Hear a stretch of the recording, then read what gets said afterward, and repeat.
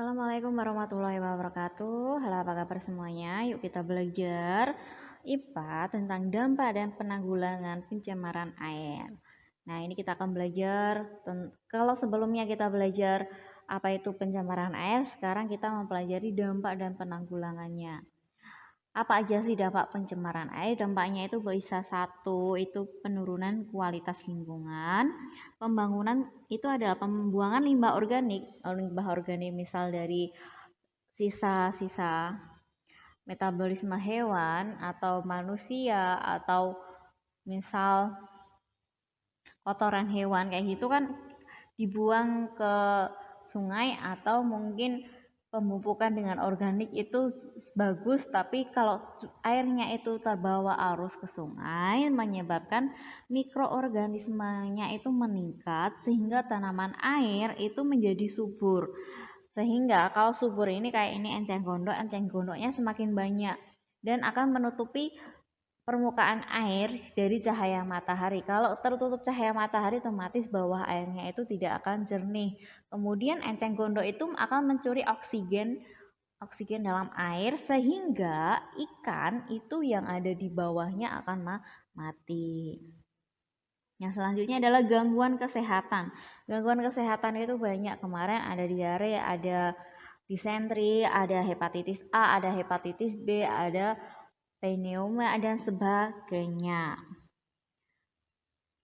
Terus ada pemakatan hayati. Dampak ini adalah zat yang beracun di dalam air kemudian dibuang ke sungai sehingga dimakan oleh alga. Alga ini dimakan zooplankton. Zooplankton dimakan ikan sehingga ikan ini akan mengandung racun. Nah, kalau ikannya mengandung racun kita makan, otomatis kita yang menjadi sakit. Yang seharusnya ikan itu adalah makanan sehat, itu menjadi makanan yang tidak sehat atau yang beracun. Itu. Selanjutnya adalah mengganggu pemandangan. Kalau kita lihat di bantaran sungai yang banyak sampah, banyak kotoran, itu akan tidak sedap dipandang, kumuh, terlihat kumuh, bau, tidak sedap, airnya tidak jernih, dan sebagainya. Nah, yang selanjutnya mempercepat kerusakan benda. Mempercepat kerusakan benda ini misal kalau ada air limbah yang mengandung asam yang mudah diurai bakteri anaerob dan berubah menjadi gas H2S dapat mempercepat proses penkaratan.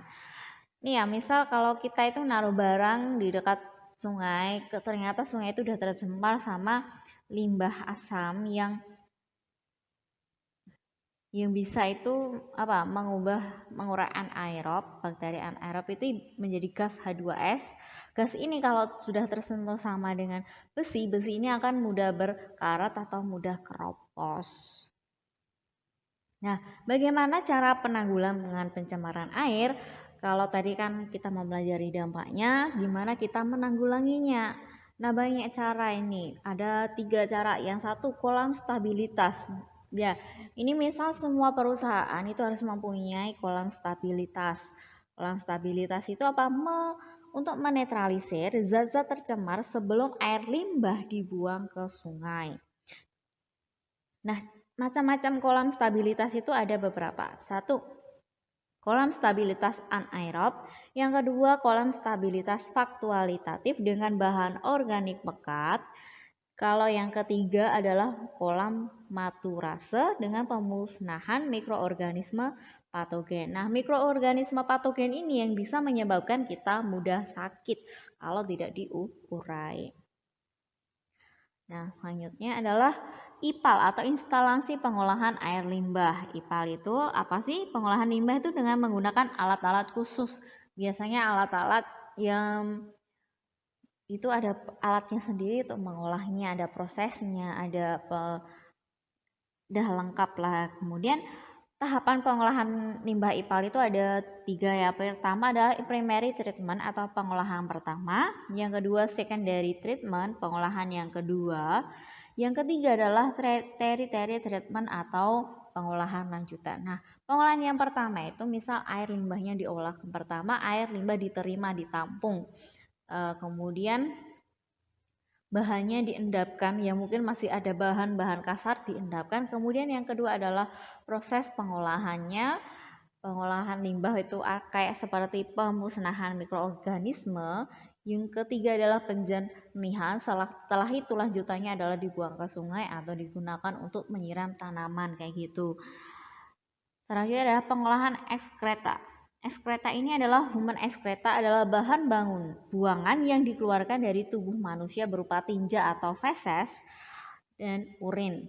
Nah, ini kalau terbuang secara langsung kita tidak tahu ada orang yang terinfeksi hepatitis, kemudian tinjanya dibuang ke sungai, terus kemudian ada orang yang di sungai, otomatis orang yang di sungai itu akan terkena hepatitis juga. Jadi dari tinja ini bisa menyebarkan banyak virus.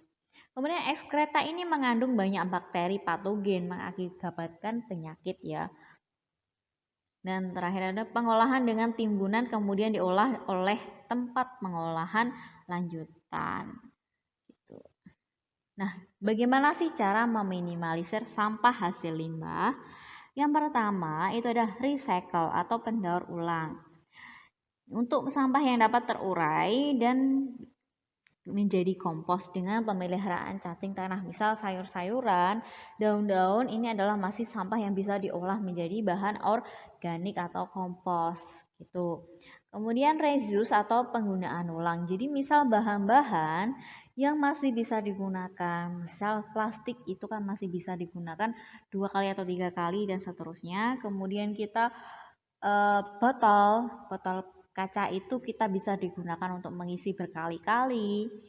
Kemudian botol minum yang terbuat dari bahan plastik itu bisa. Jadi kita meminimalisir pembuangan sampah dengan menggunakan kembali yang masih bisa digunakan kembali. Nah, cara yang selanjutnya adalah reduce. Reduce ini adalah melakukan penguraian atau penghematan penggunaan barang yang menghasilkan limbah. Misal kita itu membeli barang jangan harus menggunakan plastik. Kita mengurangi sampah plastik dari penggunaan setiap kita membeli suatu barang. Yang selanjutnya adalah repair. Repair ini adalah apa? Melakukan pemeliharaan atau membuang sampah pada tempatnya. Jadi kita ini harus membuang sampah itu pada tempatnya. Jangan kita membuang sampah ke sungai, kita jangan membuang sampah di pinggir jalan. Itu akan merusak pemandangan. Nah, jadi kita harus menerapkan 4R ini ya di kehidupan sehari-hari. Semoga ilmunya bermanfaat. Terima kasih dan selamat belajar di rumah. Assalamualaikum warahmatullahi wabarakatuh.